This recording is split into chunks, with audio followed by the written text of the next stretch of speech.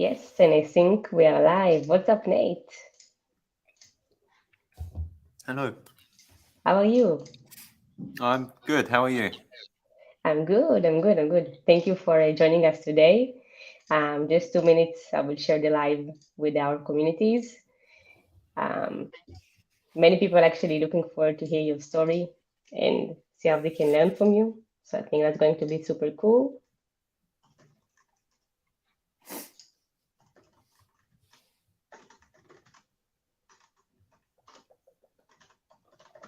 How many live like that have you been doing since you're like growth hacker? None. This is going to be the first hosted live that I ever take part in. I used to do like a couple of like kind of self-hosted live streams where I would be like building something, developing something, programming something, putting something together, and I would try to like live stream it to show everything going on in real time. But it didn't work that well because I found that it was such a distraction responding to all of like the chats and live messages that it just wasn't productive at all. I would sit there for about 4 hours and only have written like 2 lines of code. I can understand why. Yeah, it's hard. Yeah. um, cool. 1 second. Just last sharing, and we'll start.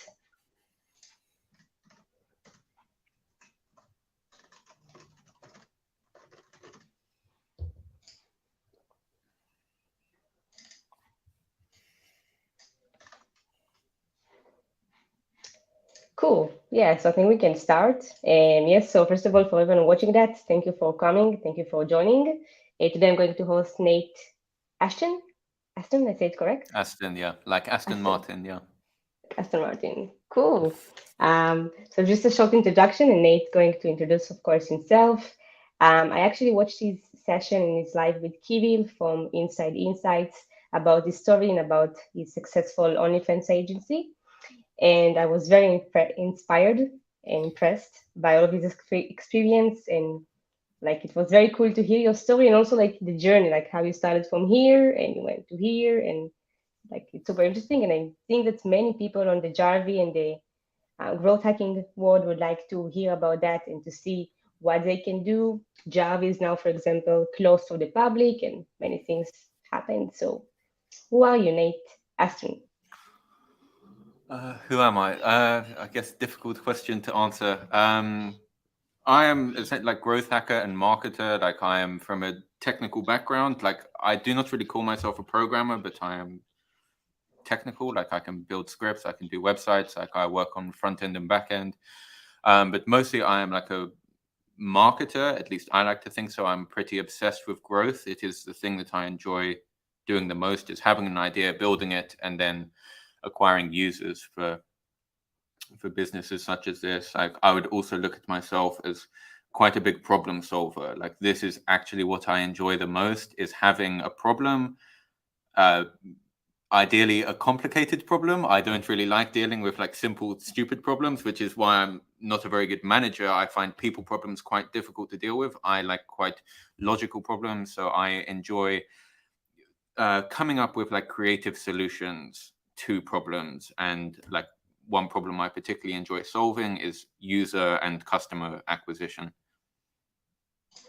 Interesting. And how did you like started all of that, like of like problem solving? Like what was your first business, we can say? Yeah, I mean, problem solving has always come to me quite naturally. I think I quite naturally fell into like this space. I've always enjoyed like puzzles, solving problems, like and developing solutions. My first ever business, it was kind of like a LinkedIn marketing agency, but not really an agency, just me working on my own. But I worked in recruitment, in technical recruitment, which is how I also got into software development, and that was a great experience for me. By the way, for anyone like looking to start in a career, I found to work in recruitment to be a really good move for me because you learn sales, you learn people skills and management. But anyway, when I was in recruitment, I was that was my first experience kind of on LinkedIn. And I ended up growing my personal LinkedIn to like 58,000 LinkedIn connections. and this was before the 30,000 connection limit. This was it was about 8 years ago now, I think 8 or 9 years ago. And I had people just messaging me on LinkedIn asking how I did it, and I ended up turning that into a business, basically. And that was how it all started. And that was like you mentioned, like 10 years ago. How old are you today, if I can ask? I'm 27, so that would have been, I would have been about 19 years old at that point. Yeah. Wow. Okay, so you started all of this fun in like 19. That's crazy. Yeah, I And mean, then, I had some businesses before that as well, but nothing, t-shirt selling t-shirts, like doing drop shipping before it was drop shipping, like trying to import stuff from Alibaba and sell it online. But that was when I was about 15, but I never saw any success with it. got you. But this is tried. Like it sounds like you're an entrepreneur since you're like teenager. So that's cool. And Definitely, I was always entrepreneurial. Yeah. and after like this, like the LinkedIn marketing, like the agency you did, like what happened after? Like how did you end up doing what you're doing today? I mean, so I guess to go into a little bit more detail on that, like my original goal was always just to go traveling.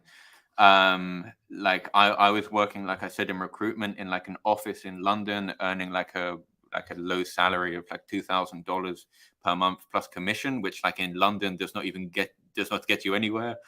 Um, and so I would kind of see these, like, this was like when YouTube influencers were kind of starting to pop up, and there was like this guy just traveling around Thailand with like his girlfriend, like living like a dream life, Thailand and Bali, and then there's me stuck in an office. And it was kind of me thinking like I am doing something completely wrong in life if I'm like, how is this guy able to live in such a way? Like, how can I not do this? So it was like trying to reverse engineer what he was doing. And this was also before like there wasn't like really remote work or like online jobs. There wasn't like there is today, where it is really quite normal.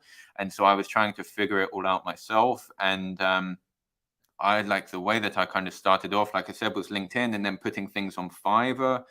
And I remember one day, like I just woke up and this guy had sent me like $1,500 to grow his LinkedIn profile, which at the time was like almost my entire month's salary, and I could automate his campaign, right? So that was kind of like a bit of a perspective changing moment for me when I realized that you can actually earn like huge money online. And then like, how did I get to where I am now? It was kind of development of just continuously solving small problems. So I also got I was doing LinkedIn, and then I also had a lot of customers requesting Instagram marketing as well. So I started off on Mass Planner, and again, I would have been about 19 or 20 at this time, and I had grown my like personal Instagram account to about 45,000 followers just through follow on follow. And so again, I could just kind of leverage that as social proof. When people were asking for results, I set up like a Instagram marketing agency that also grew very, very quickly. I was doing about $80,000 per month, working, like still living in my parents' house, just running this little business from my bedroom. And yeah, and I didn't know how did I get to where I am. Then I got into like software business, into the software space, and I got a lot more like technical. What else? What other businesses? Yeah, like I spent quite a lot of time in the social media marketing space, like, and that was also really good for me, solving a lot of interesting problems. And unfortunately, I was sued by Instagram, so that business came to a pretty quick end. I received a cease and desist letter, which they were like, Mass Planner received one, and a lot of other services received them at the time as well. So that business came down very, very quickly, unfortunately, and I lost all of that recurring revenue. Then I moved into software companies. Got you. Okay, that's super interesting actually to hear that, like, because the people who are watching that, the people who will watch are like mostly like Jarvie or like MP or like growth hackers. So I want to like ask you a few questions about this point where you had like an agency, because for me, for me, it sounds like you're really, really good on like building business and system and scaling that. Like you have this type of skill. I want to speak with you about your skills. And before that, I want to ask you about like the agency. How did you get into the point? Like, did you had like thousands of clients? Like you were so big that Facebook sent you this letter, or like someone? What's happened there? Yeah, I was not the biggest. I was probably the second biggest. I mean, everyone here is kind of in like the social media space. Maybe some of them will remember a company called Envy, and they were probably the biggest at the time. And they had like they were bigger than I was. I was probably like the second biggest agency. How many clients did we have? At that point in time, I think I had about 3,000 active customers doing follow on follow. Wow. How many workers, team members did you had with like 3,000 clients? Very small team. It was about 5 people. This Wow. happened over the space of about 3 months, by the way. I launched the business in August, and by November, I was doing about, I think the most that I reached was about $79,000 per month in revenue. Got you. That's amazing. And like, where Yeah. did you learn this type of skills, like of like building this type of system and like SaaS platforms, automation platforms from zero and scale Yeah. that? At this point, I didn't have any of these skills, and still now, like I would say, like my skill set is actually in growing businesses. In terms of building, like I'm quite good on automation, but in terms of building out processes and building out teams and everything like this, like I have experience on this. Like I have built out a team, like with a co-founder of mine, we built out a team to like 130 employees. But my focus in that business was purely on like growing the business. That is what I'm good at, customer acquisition. In terms like this business was a complete mess, like just to be completely honest. If you looked at it from like the inside, like because it grew so fast, like I said, in 3 months from 0 customers to having 3,000 customers, I was very focused on like user acquisition. And towards, because the business got shut down by Facebook after about 4 months, at that point in time I was starting to work on like focusing a lot more on the systems and stuff, because when you grow a business very quickly, um when you're experiencing like very fast levels of growth, and I've experienced this multiple times, the weak points in your business, the weak points in your systems are exposed very, very quickly. And so you kind of immediately know where the focus is. So that is one kind of key benefit of growing out these businesses. But yeah, I do not want to give the false impression that this was like a very the business grew very quickly, but if you look at it from the inside, like there were multiple fires that I was trying to put out like all the time. Yeah, I can imagine like with 3,000 clients and growth, organic growth on Instagram and mass plan, that's pretty challenging. So that's crazy. Well, in And fact, that yeah, business, sorry to interrupt, that yeah, business was using NextPost. And like, I nice. think that you are familiar with NextPost, right? And so I started off like doing Mass Planner offering as like a managed agency service. And then I hosted this business on NextPost. And for any of you who are familiar with NextPost, you will know it is not built to be used by 3,000 people. So there was like I was trying to put out these fires like all the time. Yeah, it was a funny experience. Yeah, I can imagine. I didn't like even on our like best times we didn't had like thousands of clients like at the same time. So that's amazing. Simon, I can see your questions. I will ask them, Nate, in just a bit on the end, so I haven't forgot your question, Simon. I just want to ask you, Nate, how did you get like I'm sure many people, I think most of you are interesting about your OnlyFans part. So how did you end up in this industry? Like, do you what? This it, Yeah. it is a very good question. It was a real career shift for me.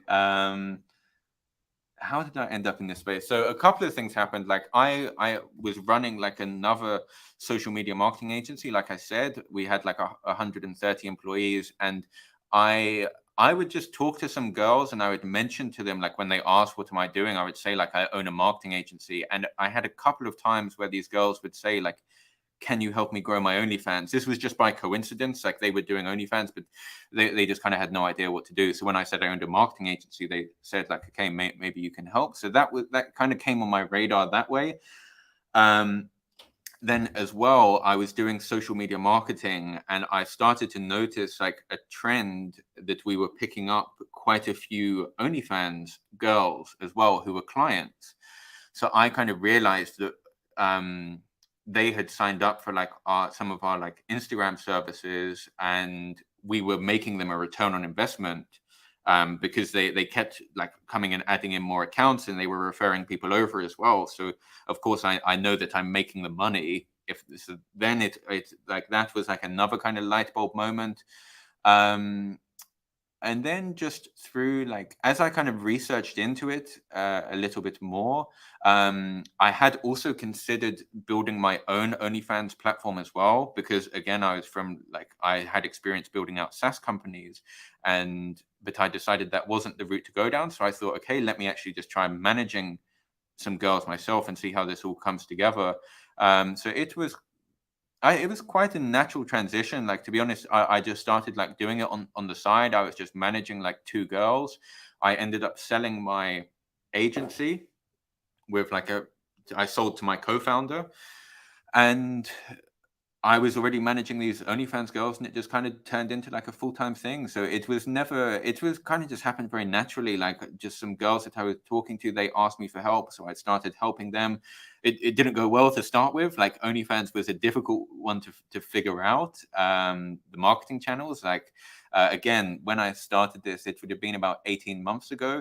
So there was no one really like sharing this type of information or doing this stuff. Like I was trying to like figure it all out from scratch. But yeah, that was how it first came on my radar. And like if you actually like, still to this day, I truly believe that OnlyFans is one of the best, if not the best, cash flow generating businesses. Like I truly believe that it's a recurring income. You know, these guys are paying subscriptions. You don't need to worry about any of the logistics that you do in like drop shipping of, you know, shipping something over from China over to the US or whatever. You don't need any stock. Very, very minimal costs to set up. And within like a 24-hour period, I can take on a model, sign contracts, launch all of the social media stuff. And at the moment, like we just have some strategies that are working so well. And I can have like a model doing like $30,000 to $50,000 in her first month. Like the profit margins are insane. Like I truly believe that it's like such a fantastic opportunity. And like now what we've seen as well is a lot of like the crypto guys, you know, guys who were doing very well in crypto during the bull market. Of course, there was like a rapid shift there. You know, some of my friends who were like multi-millionaires during the bull market are now back to having like a $10,000 portfolio, and they are kind of looking for cash flow businesses. So we're not starting to see, for the past few months, we've seen like an influx of people kind of getting into the OnlyFans space. And the other thing that we're starting to see now is kind of some more highly established business players. Like I would say people with like a strong track record in building out solid businesses. For example, one client that I do consulting for, that I'm helping to set up his OnlyFans agency. I'm not sure of his exact net worth, but well above like 30 million, I would say. And he has like a 20 years experience in business, and he has kind of realized the opportunity there, like how much earning potential OnlyFans can offer. And we're starting to see some kind of bigger players step into the OnlyFans game as well. So I think it's quite an interesting space to be in. I think for anyone who's good at marketing, essentially growing an OnlyFans profile is literally just social media marketing is what the main focus is. I think it's a very easy place to apply your skill set. I really think so. That's cool. Do you think like it's anyone, like let's say some people watching that, you think anyone can do this, like what you're doing with OnlyFans, or do you need to have like specific set of skills or knowledge? What do you think? You need to be good at social media marketing, and then the hardest part of running an agency, I will be completely blunt about this, it is managing the girls. Like that is it, like the people, at least that's what I find to be the hardest part. Growing the accounts, it's really not so difficult. Like you're growing beautiful women, it's quite easy to pick up a ton of views and attention on this type of content. but kind of managing the girls, managing expectations. The other issue that you kind of deal with is if you grow a model to $50,000-$60,000 per month and they're getting a 50% commission, you're giving them $25,000 to $30,000 per month. One real issue that I deal with, which I find very annoying, is they're quite comfortable or quite happy at that level. I will have invested like a ton of time building up the momentum. They're getting a paycheck each month of 25, 30K.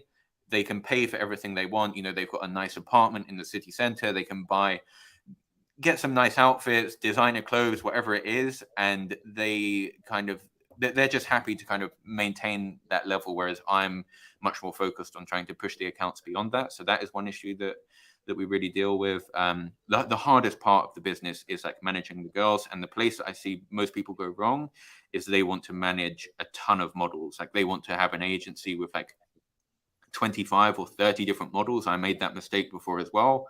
The most girls I ever managed was around 25, and I scaled down my agency. I brought it down to 6 models, and I had the most profitable month that I ever had. I did well over 6 figures that month. And then I actually scaled down again after that, just really focusing on like, it's not about having like the best looking girls. It's about having the girls who have like the best work ethic and who kind of take the job very seriously. So I actually scaled down again after that. And that was very recently, a couple of weeks ago. And again, this month, October, again, I've had the best month ever. So I think the best thing to do is to not worry about scaling out horizontally, as in having tons of girls under your agency. Focus on having a couple of girls and just grow them like as much as you can. So now we just have a handful of girls either doing 6 figures plus or very close to doing 6 figures per month. And how do you get them? Like, how did you find this type of like? It's also I can like compare it to finding clients. Where can you find them? Like, how they can trust you? Like, how do you do that? This part is really not an issue at all. Finding a girl who is interested in you growing out their OnlyFans page to $100,000 per month, it is not hard at all. There's like a trust aspect to it. That will be like the main thing. Like I get between 3 to 5 applications per day from models who are looking to grow out their profile. So, and we also get referrals as well from our existing models. If you can imagine, like there's a girl and all of a sudden she's gone from being a waitress earning $2,000 per month to getting $50,000 per month, and she's walking around with whatever brand new iPhone, like designer outfits and all this stuff. And of course, all of her friends are asking, like, how did you do this? So we get quite a lot of referrals as well. There's really not a short, like, OnlyFans is a competitive space. So you'll find that a lot of girls go into OnlyFans thinking that they will, like, again, just to put it quite bluntly, just to be honest and transparent, they think if they are just going to take their top off, that they're immediately going to have an income of $30,000 per month. It's not the case at all. You need a very good marketing setup to actually promote the page. Like the reality of this business is there's a ton of free internet pornography online already. So how do you actually get to the people who are willing to pay for this content? And that's what needs to be figured out, right? But finding the girls isn't hard. Like in most cases, I will work with girls who have tried OnlyFans themselves before and they failed, which is about 97% of girls who do OnlyFans. They don't make any money. They'll make less than like $2,000 per month. And so then they will reach out looking for management, and it's that's really the easy part, being honest. Okay, that's good. That's good to hear. And what would you recommend, like, as a growth strategies? Like, which platform would you focus on? I think it kind of depends. Like, I quite like to start off focusing on free traffic acquisition channels. So those would predominantly be Reddit and TikTok. And then after that, I would look into kind of reinvesting profits because also you don't want to go and invest a load of money into an OnlyFans model and then they drop off, they decide it's not for them, whatever the case may be. I prefer to start off with like the free channels, and which would be Reddit and TikTok. Twitter, I'm not really a big fan of in this space, to be honest.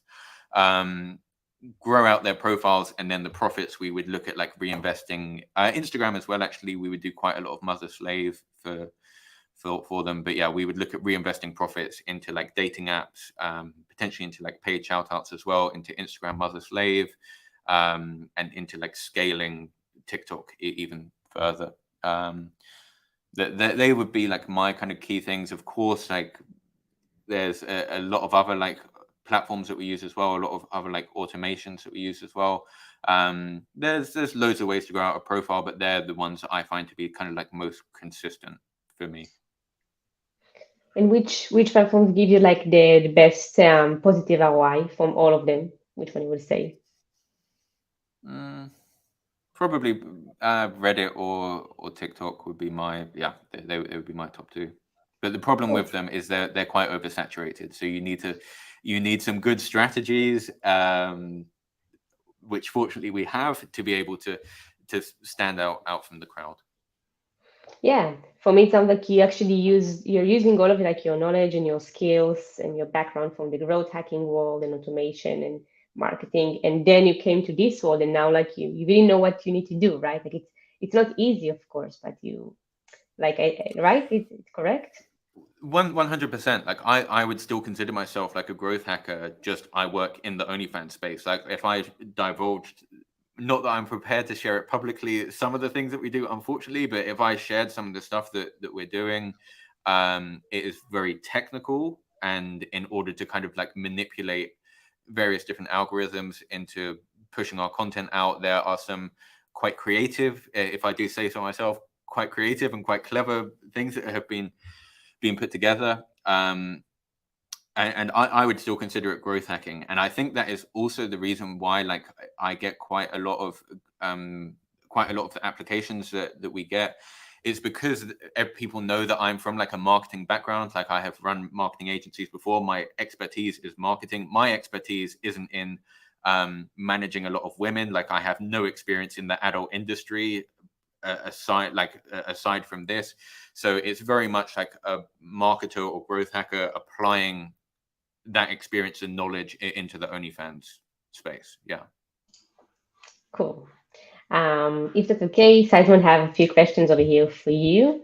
Eddie and Nathan, I have a question about just like a small background about Simon. Is one of the OG growth hackers in like the MP and Java world, so he's very well known.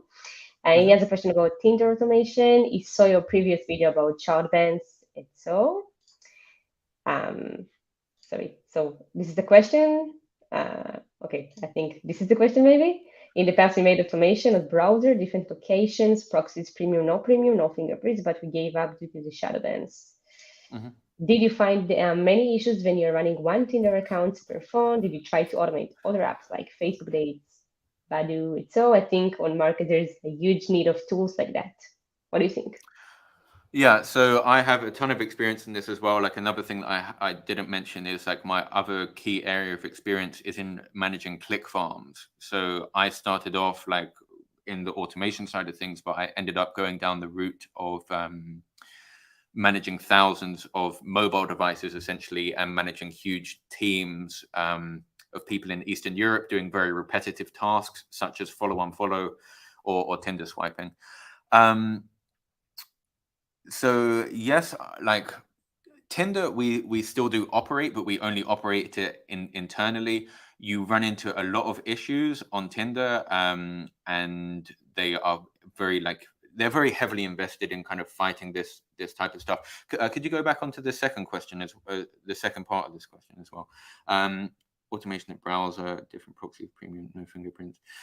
So yeah, shadow bans are like definitely something that we would deal with, and it was just something that we kind of accepted, and we still do accept to this day. Like it's still profitable for us, even with shadow bans. So if we put together like 100 Tinder accounts, like we would never be expecting to have like 100% of the accounts active. If anything, we'd probably be expecting at this current point about 50% of them to be shadow banned. And yeah, it's just kind of part of the game, really. And we would just either like sometimes we would leave the accounts, just kind of let them sit there for about 7 days, and they will end up coming active again. In other cases, we would literally just abandon them and go ahead and set up a new account. One thing that we did find to work pretty well is, or one little trick that you can do is, in some cases, if you just log out and log back into the account, all of a sudden it would become active. It's the most stupid, not even hack, but the most basic thing ever. But we found that worked. I think it was something to do with like refreshing the cookies on the account.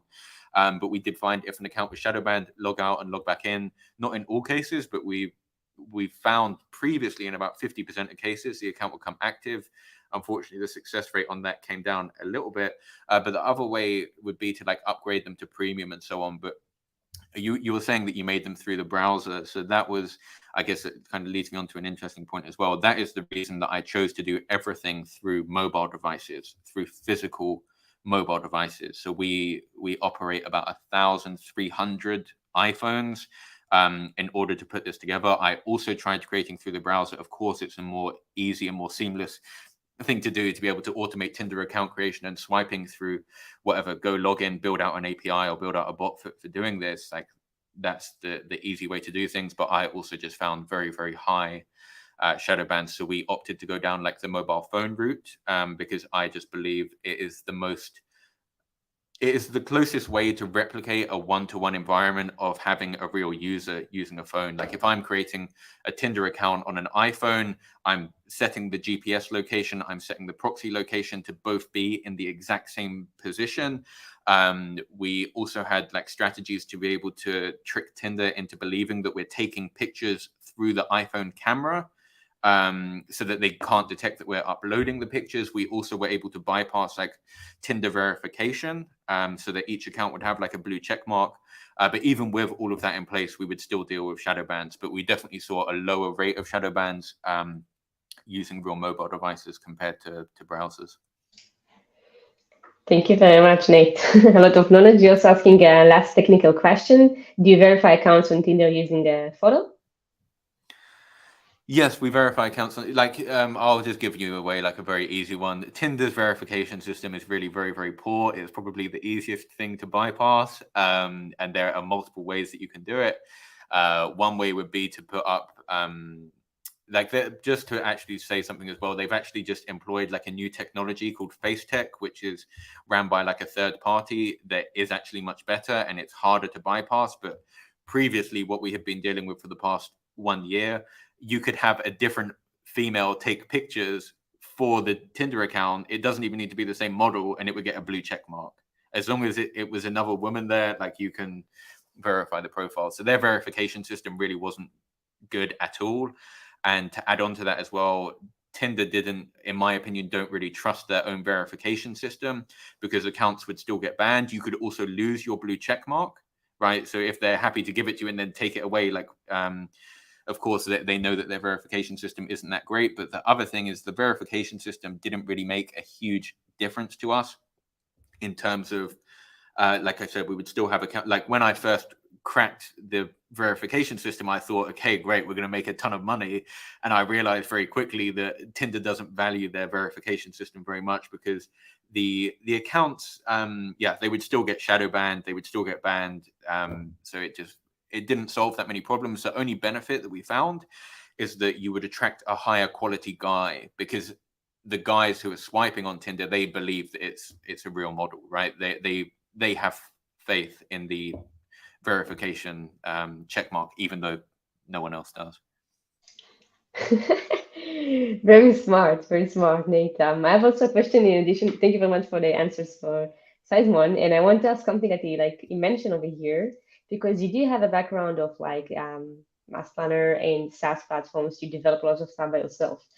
Do you think that your next step could be to develop some tools like automation for the Tinder apps, or what do you think about creating growth hacking tools for this specific niche?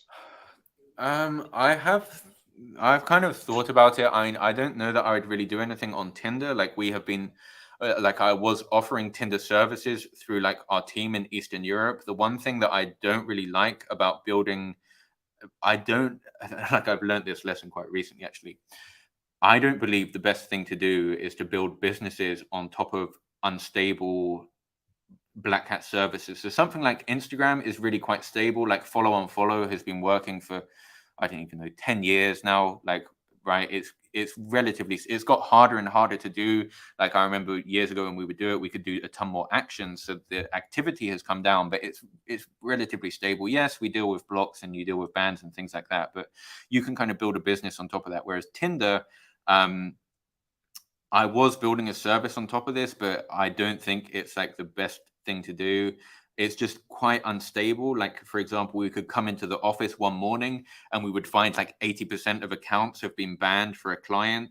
And it's just not stable enough to be able to like really build something on top of. You get pulled into like a lot of customer support cases with a customer asking like why are they not getting clicks, and of course we've just lost 80% of the accounts, so we would remake the accounts for a client, which takes time. It costs us money as well, and we would find like a lot of cases we would even be like operating at a loss, and even a client would say they haven't got results because we would warm up an account for about 7 days. We had an example of this like just the other day, which sums us up pretty well. We put together like 80 accounts for a client. It took us 7 days to warm them up and put them all together. And then we came in like a few days later and like 80% of the accounts have been banned, which means we then need to spend another 7 days warming them up. And before you know it, like 3 weeks have gone by. We've put in a ton of effort from our side. The client hasn't seen anything because we're like trying to just recreating the accounts all the time, basically. And there's also a lot of customer support and communication required in order to communicate what is actually going on with the campaign. It's just not the best place to build a business on top of. So I've been like kind of retracting myself from that a little bit, quite a lot actually, and just trying to I love building out like growth hacking stuff, but when you're building out like black hat services, like offering black hat services, essentially utilizing these platforms in ways they're not intended to be used, you can kind of find yourself in a difficult position at any time, is what I've noticed, because you can just like maybe something gets patched, maybe you lose all of the accounts for a client, and it can just put you in quite a difficult position. So I'm quite wary of that at the moment, to be completely honest. I think to do it for yourself is really good, and we still operate Tinder for like our own models, but to build a business on top of it, like also the other thing I'm quite wary of is my reputation is tied to these things as well, and reputation is one of those things that takes years to build and can be lost in like 5 minutes, and it's hard to rebuild a reputation. So now I'm quite like, because my face is tied to it, I'm quite protective over like, I want to make sure that I'm only offering services on like very stable platforms, let's say. So right now, like as part of our agency, I've basically stopped offering outsourced services on Tinder, and we're focused on like Instagram and TikTok because they're much more stable and much easier for us to deliver campaigns on. In terms of like the growth hacking stuff, like I like working with people on delivering strategies. So I've been doing a lot more kind of like one-on-one consultations, particularly with OnlyFans agencies as well, where I will actually go into their agency, in some cases even fly out to them and work with them on implementing these strategies. And I find that quite interesting. I like working with other people in that way, because you're like, I'll work with them for a month, for example, and I'll be integrated with that team. I can kind of offload and implement a load of systems in their business, but I will often learn stuff from them as well, right? Which is also great for me. So I quite enjoy doing like that type of work at the moment. Previously, I also loved building out like a lot of automations and kind of turning those into templates. Like I always like really, yeah, I enjoy doing that type of stuff as well. So kind of having an idea of like a particular channel that I can utilize, turning that into a script or like a template that someone can then download and run locally on their computer or on wherever. So that is like if I was to go down that route, that is probably what I would do. Super interesting. I think you're one of like the only people around the world who can like actually happy to share your knowledge. I also like, as science ones, there are many people watching your videos and you are sharing a lot. Like why I must say, like why do you share all of this knowledge? Like because for me it sounds like your OnlyFans agency, all of the tricks of the method. So why to share that, and why? What do you think? So to be completely honest, like I don't share everything, right? I think of course most people know that, right? I share what I am willing to share. and a lot of it I will like keep to myself, or for example, like we have like our private group as well, and like of course as part of the course as well, that is where I will give away a lot of stuff in like the OnlyFans space. um in terms of why do I give away a lot of information online and on YouTube, the answer is quite simple. We live in an attention economy, and I think it's very important for everyone to kind of understand that. So what I mean by an attention economy is you are basically paid on how much attention you can gather from people. So we see this in like I can give like tons of examples. For example, a business is willing to spend huge amounts of money on paying for ads, Facebook ads, Google ads, whatever it is, paying influencers for shout outs. But what all they're actually paying for is attention. How can I get myself to be in front of this person on Facebook? How can I pay to get this person's attention? Or this applies to YouTube. How can I pay to get to influencers? How can I pay to get myself in front of this person's audience? How can I pay to have this person's audience's attention, to promote my product, my service, whatever it may be? So I think it's really important to understand that the more attention that you are able to get from people, and the higher quality that attention is, it puts you in like a very strong position. So for example, like I have like a relatively small YouTube audience. I think it is 5,000 subscribers, but the quality of my audience is all people in business, running businesses. They're generally going to have like quite a high amount of income. They're interested in investing in tools and so on. They're running various types of businesses. So it's considered like a very high quality audience, which gives me a way to kind of earn money from people. And again, like if we look at like another example, someone like Andrew Tate, where, regardless of people's personal opinions on him, in my opinion, it was one of the best marketing strategies that we have seen. I would say in the past decade, potentially ever, of someone who truly understood that by kind of saying things that were able to stop people in their tracks, by saying things that were kind of like borderline, I don't know, people either loved or hated him, and he was just able, and then he had like a network in place to get mass distribution of his content through short form clips, literally having an army of people going through these long form podcasts and cutting up like the most, interesting or controversial or thought provoking, whatever you want to call it, sections of them, cutting them up into like 15, 30 or 1 minute TikToks, and then just performing mass distribution. He was just able to capture huge amounts of attention, and of course he benefited hugely financially from it. His audience grew massively. So I truly believe that everyone should be working on a way of building out, and if you want to be successful, I really think this is one of the best ways to do it. If you look at the biggest and most successful people in this kind of day and age, often it is people who have an audience. If we look at these like even like billionaires and multimillionaires who will kind of find time to sit down and still create content, even though they're running huge businesses or whatever it may be, the reason that they're able to find time for it is because they're able to generate a return on investment for it. I truly believe one of the easiest ways to get very rich these days is by having a way of capturing people's attention.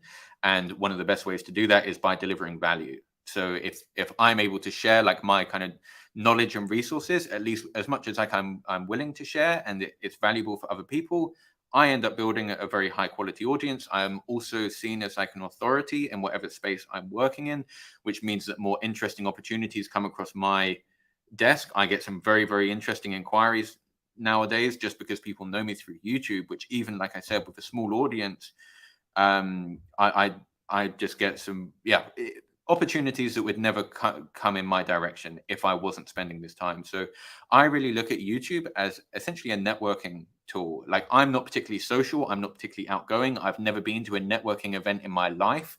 But YouTube, like for example, with us even just sitting here, like you could apply the same question as to why do I do this interview? We're having a conversation. This is going to take about an hour of my time, or like however, I'm happy to go on for longer, and this is then going to be put online.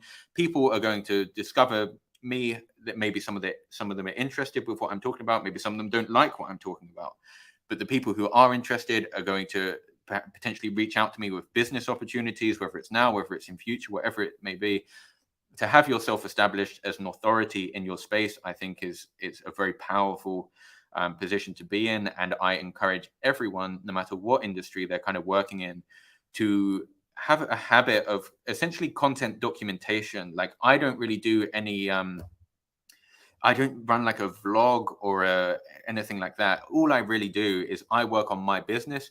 When I have something interesting, I will sit down at the end of the day and record a video on it, like a walkthrough for 10, 20 minutes, half an hour, whatever it is, and just publish it online. It's really just like content documentation of whatever I'm working on, and it's worked very well for me. And I really recommend it to everyone to take advantage of the fact that we live in an attention economy, and one of the easiest ways to do that is you don't need to go out of your way to produce this content. Just make content around whatever it is that you're currently working on.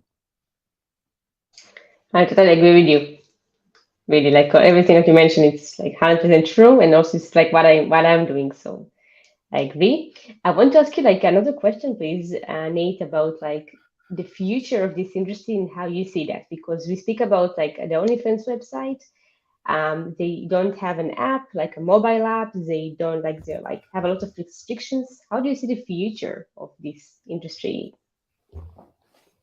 So OnlyFans is some of the worst software you will ever use. It is very, very poorly built. It is very, very slow. Considering the amount of money that they turn over, you would think that they would be investing in some kind of modern tools and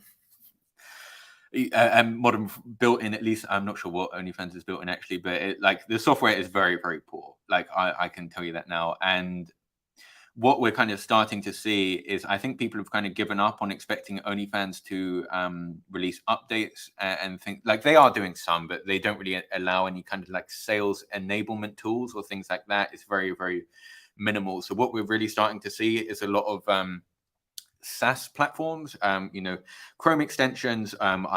There was like a CRM that I was invited to try out the other day, kind of tools that will plug in and sit on top of OnlyFans, generally pretty lightweight tools. Google Chrome extensions is actually the main one for things such as OnlyFans auto following. Maybe people weren't aware of that, but there are actually tools now that are designed to try to find guys who have joined OnlyFans, and you'll automatically go and follow their profiles. And then we're seeing like a lot of other tools like, I'll just give you like a very basic example.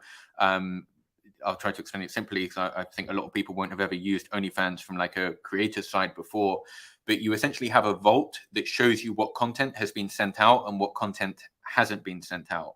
And you can imagine on these bigger pages, we have like thousands of pieces of content, and you also have conversations with hundreds of different customers per day.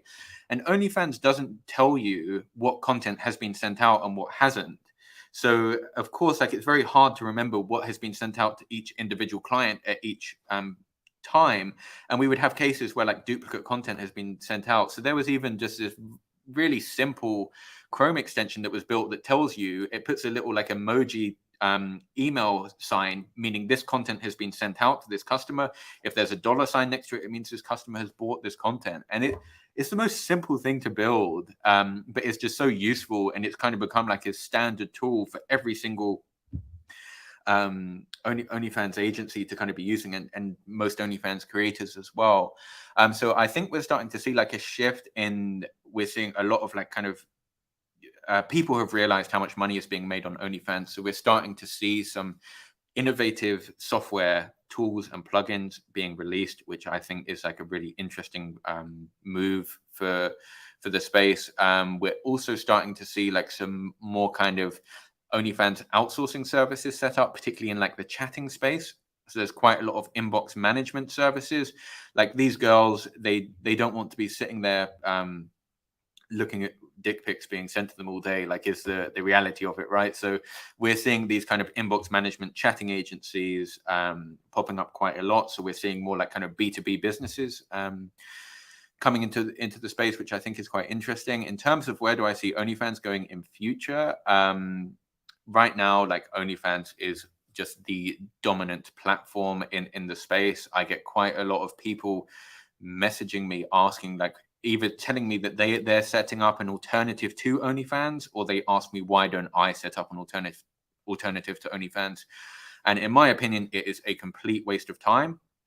I did a test on this directly. The second biggest competitor to OnlyFans is a company called Fansly. It's kind of like the Pepsi to OnlyFans, if OnlyFans is Coca-Cola. And the conversion and Fansly as well. They are actually a good platform. They have better tools than OnlyFans. The software isn't great, but it's better than OnlyFans. The customer support is way better than OnlyFans. They actually reply to you quickly. They have better payout methods. Like you can get paid out in crypto, in all different. They also work with creators from all different countries, whereas OnlyFans is quite particular about who they work with. But still, OnlyFans just remains like the dominant platform, and I don't really see that changing at all. The difference in conversion rate is absolutely huge. I had a real world example of this where we had a creator who wasn't accepted by OnlyFans because of the country that she was from. So she was using Fansly, and we had her making about $50 per day, which was like embarrassing. And so we were then able to get her onto OnlyFans. I got her a residency in Turkey so that she was able to get accepted by OnlyFans. And on day one, with no changes in the marketing strategy at all, she was doing over $500 per day. So there was like a 10x difference. Like the difference in conversion rate is just insane. So I don't see it changing from OnlyFans as well. The other concern, and so that's also why I don't recommend like to go and build out your own OnlyFans platform. It's also why I don't do it myself. Like the second biggest competitor to OnlyFans just doesn't even come close in the conversion rate. And then the other thing that I hear people worried about quite a lot is OnlyFans blocking like pornography. And if that, because they had like a scare about that before, I think if that does happen, I personally don't see it happening, but if it did happen, that is the time when I think we would see a shift from OnlyFans over to a platform such as Fansly, to like a backup platform. But other than that, OnlyFans, just the power of the brand like is insane.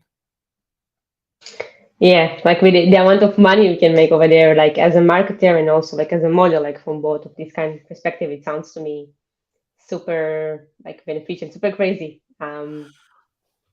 Yeah, I So mean, just to add on to that as well, like OnlyFans really needs to be treated as a business. And so you'll find a lot of these creators who are kind of working on their own, who are making a couple of $1,000s per month.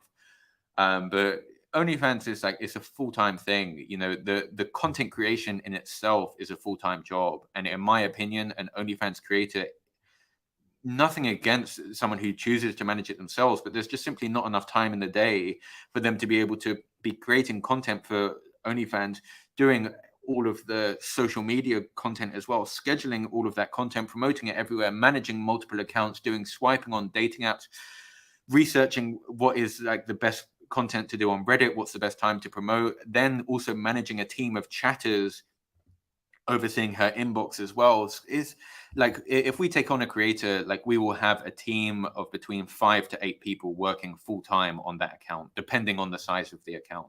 It's for one person to do it if you want to grow the account to like a large size, it's not a one person job. cool. What would you recommend before we finish the session? And thank you so much for all of your tips and sharing. What would you think it's like the, let's say I want to start this journey on the OnlyFans, say, world as a marketer, as a growth hacker. What would you be your biggest tip for someone who's just starting now? My biggest tip is going to be, I guess, kind of like maybe not what people are expecting. If you wanted to get into this space, I would personally suggest don't worry about trying to take on loads of girls. I would try to find one girl. This could potentially be like your partner in real life, like assuming that you're comfortable to do that. It could potentially be like a ex-girlfriend, friends with benefits, whatever it may be, and you can quite easily just grow one model to, maybe if it's your first model, $30,000 per month in recurring revenue, $50K per month in recurring revenue. I think, like, we have girls who are doing like $100K per month in recurring revenue. Like, you're not going to get that on your first model, or it's going to take you some time to kind of build yourself up there. But I think so many people actually approach OnlyFans the wrong way. Like they're worried about building out this huge agency and having huge teams. Where, like, I'll be completely honest. Like my current, like I said, I managed a lot of girls before, and that was the wrong decision. We had 25 models. It was a complete mess. It was a total mess to kind of manage all of this stuff, and it's much more streamlined. We make more money by managing a much smaller, more tight knit operation. And like my current goal is not my like the I'm changing, instead of worrying about needing like a huge business to manage all these girls. Like if we're doing like, you know, $250,000 per month in revenue just off of a couple of different girls, just to literally focus on them, and you don't need like a huge team or like a huge agency in order to make a lot of money. Like a lot of guys, I think, you know, if they just wanted like their girlfriend to do it, you can easily have a business is essentially doing like $50,000 per month. You can live a great life off of that, traveling around the world wherever you want, for posting some naked pictures online, which to me is like is a no-brainer. Yeah, it's a good point. Okay, and that is my last question. Then we finish. Where we will see you like in like a year from now. Now it looks like you're like on the top. We haven't seen your course. We haven't spoke about, and like you're doing a lot of great stuff. So a year from today, where would you be? A year from today, I mean, I'm making the shift now. I'm moving back from being as hands-on. Like right now, I run an agency, also offering outsourced marketing services. I'm trying to step back from that and even look at potentially selling that, because just applying 80/20, it takes up a huge amount of my time, and it makes me it makes, I don't know, a decent amount of money, but a small amount of money compared to how much I make from OnlyFans models and like the other stuff that I have going on. So I'm looking at removing myself from that. And I'm currently in the process of trying to set up like some content houses and essentially have models live in content houses, working with, again, a small number of girls. But yeah, just living in a luxury villa in like tropical islands with small amounts of models and trying to build like a brand around that. So that's um, my current focus. Yeah. That's awesome. I have a feeling you're going to get to this point, even with all of like the things you did until today so fast. So I think it will be even faster than a year, maybe even in 2 months we will speak, or 3 months from now. So it's Yeah, I good. think it will be. Yeah, it will be a couple of months. Cool. Okay, that's great. We haven't spoke about your course also. It's not like a promotional live or something like that. But I know also like some of the people who are watching on the Java community also purchased your course. So does your course is still available? And it's like for people who want to do what you're doing with your OnlyFans? Yeah, yeah. I mean, I didn't come here to promote anything, but like, yes, it's available. Like, I just released like kind of like an entire course makeover. I guess that's another thing to mention. Sorry, is the OnlyFans space is pretty fast evolving. Like things change quite often. It's an evolving landscape, which is definitely something to be aware of. Like for example, our strategies on Tinder just in the past 6 months alone have changed about 3 or 4 times. We've completely revamped the account creation strategy. So if you do get into this business, it's kind of something to be aware of. Like it is an evolving landscape. The strategies and the platforms are kind of changing. So like just like the focus for this month for me was actually like re-recording the entire course, adding in a load of new modules and so on. So I literally just finished that. Yeah, like the course is available. Like we also run a community as well, like for OnlyFans creators, a Discord and a Telegram. And there's, I think, 550 members in there. And that has been one of the other best things that I've done this year as well. It was the first time that I ever built out a community. And I've just found that to be not even just for OnlyFans, like, you know, everyone in there is kind of like just an entrepreneur, essentially. Some of them even just bought the course in order to get access to the group, to have access to all these entrepreneurs. So I'm also quite heavily invested in kind of building that out. Like I want to just, yeah, continue building out a community. Essentially, I find it's really useful to just to connect and network with people, like having yeah, people working in a similar space. Like I would say I learn just as much from the community as I deliver to them when there's 500 minds kind of working together on the same problem. No matter how clever I think I am, 500 minds are of course much 500 times better than one. So that's been like a really good I was quite proud of how that's turned out, to be honest. Yeah, it's crazy. So that's it. Thank you so much, Nate. Thank you for your time. Thank you for your great tips. It was actually super interesting. Let's see if the people want to have like another session. Maybe we can set up when you will have some time on the future as well, because looks like there's a lot of demand for you, and people reached me out and like was speaking about you a lot. So thank you so much. Amazing. Thank you so much. Thank you. Bye bye. Have a great day.